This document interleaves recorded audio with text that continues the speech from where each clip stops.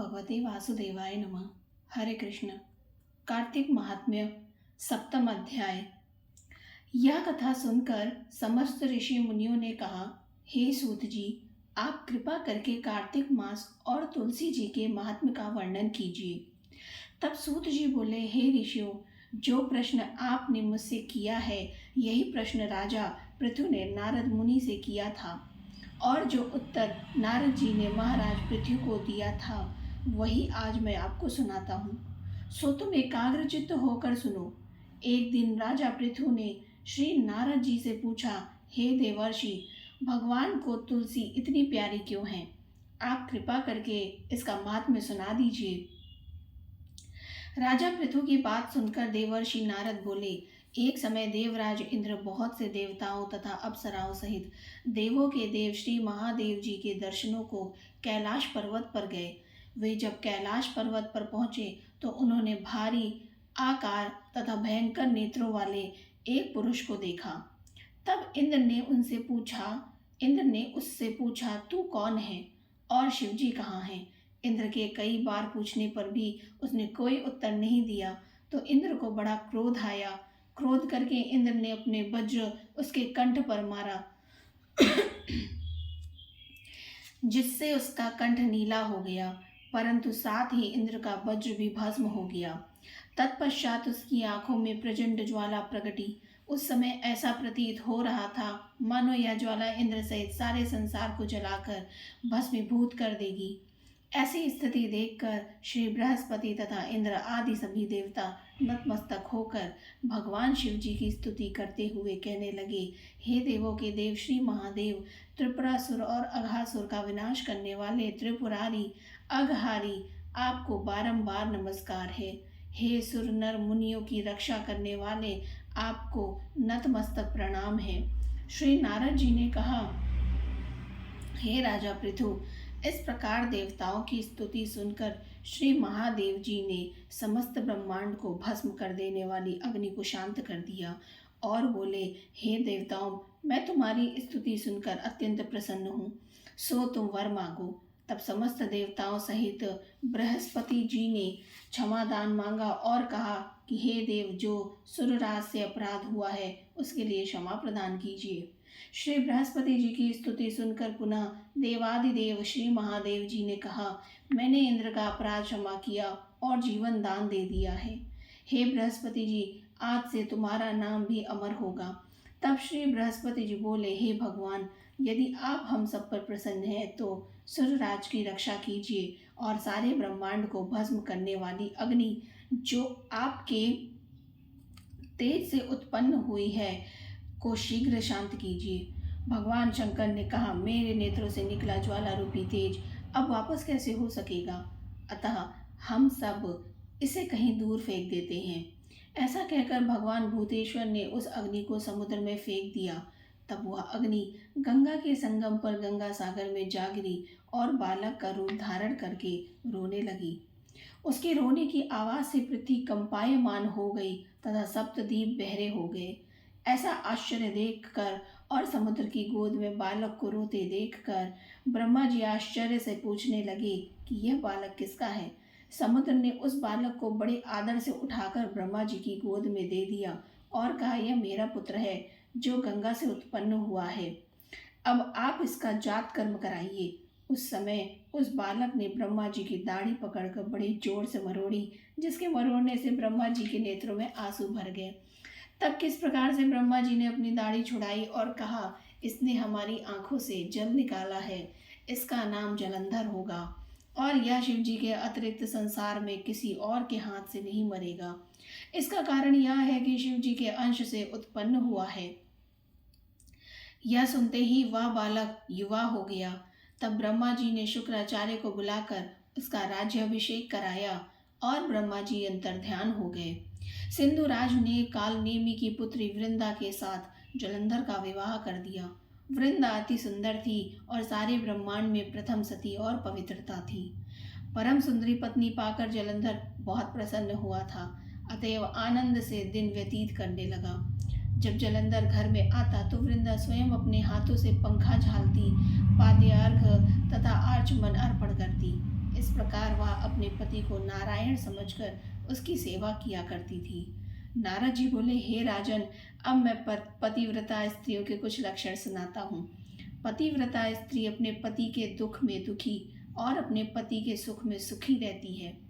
पति के परदेश जाने पर विरह वेदना का अथाह दुख सहन करती है और पति के मर जाने पर पतिव्रता स्त्री पति के साथ सती हो जाती है।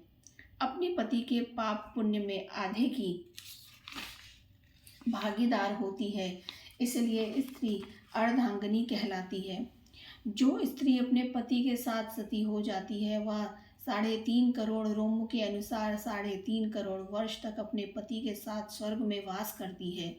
जो स्त्री शमशान भूमि तक जितने कदम उठाकर जाती है उसको एक एक कदम पर एक एक यज्ञ का पुण्य फल प्राप्त होता है। ऐसी स्त्री अपने माता पिता पति इन तीनों कुलों को पवित्र कर देती है। जिस प्रकार सपेरा सर्प को बिल से बाहर निकाल लेता है, ठीक उसी प्रकार पतिव्रता सती नारी अपने पति को नरक से निकाल लेती है। इसलिए पतिव्रता स्त्री द्वारा पति के साथ सती हो जाने को परम धर्म माना गया है। जलंधर की कथा पर वापस आते हुए नारद जी ने आगे कहा, हे राजा पृथु, देवताओं के भय से भयभीत होकर जो सब दैत्य पाताल लोक में भाग गए थे, वे जलंधर का अभय पाकर पुनः पृथ्वी पर आकर निर्भय घूमने लगे। उसी समय जलंधर ने राहु के कटे हुए सिर को देखा तो उसने शुक्राचार्य से इसका रहस्य पूछा। तब शुक्राचार्य जी ने समुद्र मंथन के समय देवताओं द्वारा अमृत को छले जाने का समस्त वृत्तांत कह सुनाया। इस प्रकार अपने पिता का मंथन और देवताओं द्वारा दैत्यों का अपमान सुनकर जलंधर को बड़ा क्रोध आया। क्रोध से भरे हुए जलंधर ने घस्म नामक दूत को बुलवाया और देवताओं के पास जा भेजा। घस्मर ने देवराज इंद्र की सभा में जाकर अभिमानवश न मस्तक झुकाया, न नमस्कार किया, बल्कि गरज कर कहा कि दैत्यराज जलंधर ने जो कुछ कहला भेजा है वह सब कान खोल कर सुन लो। उन्होंने कहा, मेरे पिता समुद्र का मंथन करके जो 14 रत्न तुमने ले लिए हैं उन पर तुम्हारा कोई अधिकार नहीं है। भला इसी में है कि वे रत्न तुम हमको वापस लौटा दो। दूत के यह अभिमानपूर्ण शब्द सुनकर इंद्र भयभीत हो गया और विस्मय के साथ बोला कि समुद्र सदैव हमारे शत्रु दैत्यों की रक्षा करता है, इसलिए उसको हमने मत कर जो रत्न लिए हैं उन पर दैत्यों का कोई अधिकार नहीं है। दूतराज ने देवराज के ऐसे वचन सुनकर वापस लौटकर जलंधर को उत्तर सुना दिया। इसको सुनकर जलंधर को बहुत क्रोध आया और देवताओं को जीतने का उपाय सोचने लगा। उसने सभी दिशाओं में दूत भेजकर और पाताल में संदेश देकर समस्त दैत्यों को बुलवा लिया और शुंभ और निशुंभ को दैत्य दल का सेनापति बना दिया। उन्होंने दैत्य दल सहित नंदन वन में जाकर इंद्र की अमरावतीपुरी को चारों ओर से घेर लिया। तब देवराज इंद्र की आज्ञा से देवता भी युद्ध के लिए तैयार होकर मैदान में आ डटे। अनेक प्रकार के शस्त्रास्त्रों से दैत्यों और देवताओं में युद्ध आरंभ हो गया।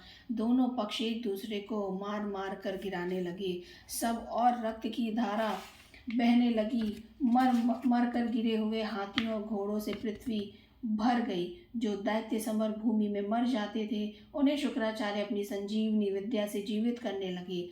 उधर गुरुदेव बृहस्पति द्रोणाचल पर्वत की दिव्य जड़ी बूटियों का प्रयोग करके देवताओं को दोबारा जीवित करने लगे। जब देव गुरु बृहस्पति द्वारा जड़ी बूटियों के प्रयोग से देवताओं को जीवित करने का समाचार दैत्यराज जलंधर ने सुना तो उसने समस्त बलशाली दैत्यों को एकत्रित करके आज्ञा दी कि द्रोणाचल पर्वत उठाकर समुद्र में फेंक दो। जलंधर की आज्ञा पाते ही दैत्यों ने द्रोणाचल पर्वत उठाकर समुद्र में फेंक दिया और फिर घोर युद्ध आरंभ कर दिया। दोबारा प्रारंभ हुए युद्ध में बहुत से देवता मारे गए। तब देवगुरु बृहस्पति जी एक बार फिर संजीवनी बूटी लेने द्रोणाचल पर्वत पर गए। पर्वत न पाकर और देवताओं का संहार होते देखकर गुरुदेव घबरा गए। व्याकुल होकर बृहस्पति देव ने देवताओं से कहा कि शीघ्र ही यहाँ से भागो, क्योंकि ये दैत्य जलंधर के अंश से उत्पन्न हुए हैं, इसलिए तुम्हारे मारने से नहीं मरेंगे। देवगुरु बृहस्पति जी की यह बात सुनकर सब देवता घबरा गए और भयभीत होकर भागने लगे। जब समस्त देवता दशों दिशाओं में भागकर छिपने लगे, तब दैत्यराज जलंधर ने जीत के नगाड़े बजवाते हुए अमरावती नगरी में प्रवेश किया। देवताओं की भाग जाने पर इंद्र की राजधानी अमरावतीपुरी शुंभ और निशुंभ के अधिकार में सौंपकर जलंधर देवताओं का पीछा करने के लिए सुमेरु पर्वत की ओर चल दिया। इंद्रादिक सब देवता दैत्यराज जलंधर को अपनी ओर आता देखकर भगवान विष्णु की स्तुति करने लगे।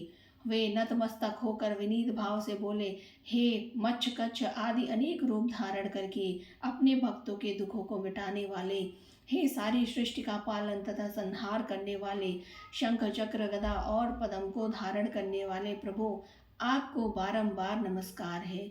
हे लक्ष्मी रमणा, हे दैत्यों का नाश करने वाले, हे पीतांबरधारी, हे शरणागतों के रक्षक, आपको नतमस्तक नमस्कार है। जलंधर नामक दैत्य से पीड़ित हम देवताओं के समस्त संतापों को हरने वाले चंद्र सूर्य दो नेत्रों वाले आपको नमस्कार है। जो कोई भगवान की इस संकट नाशक स्तुति पढ़ता है, उसके समस्त संकट भगवान स्वयं दूर करते हैं। सो हे राजा पृथु, भगवान देवताओं की स्तुति सुनकर और उनके महान दुखों को देखकर शीघ्रता से उठकर और गढ़ों पर सवार होकर जाने लगे। तब श्री महालक्ष्मी जी ने पूछा, हे प्रभु, आप कहाँ जा रहे हैं? तब भगवान विष्णु ने उत्तर दिया कि तुम्हारे भाई जलंधर के भय से भयभीत तथा पीड़ित देवताओं की सहायता करने को जा रहा हूँ। प्रभु की यह बात सुनकर लक्ष्मी जी बोली, भगवान, मैं आपकी परम प्रिय हूँ, फिर आप मेरे भाई को कैसे मारेंगे? भगवान ने कहा, शंकर जी से उत्पन्न और ब्रह्मा जी के वचन के कारण हम जलंधर को कदापि नहीं मारेंगे। लक्ष्मी जी को यूं समझाकर शंकर चक्र और खड्ग लेकर भगवान विष्णु जलंधर से युद्ध करने हेतु युद्ध भूमि में पहुंचे। उस समय बहुत से दैत्य गरुड़ के पंखों के वेग से ही मारे गए।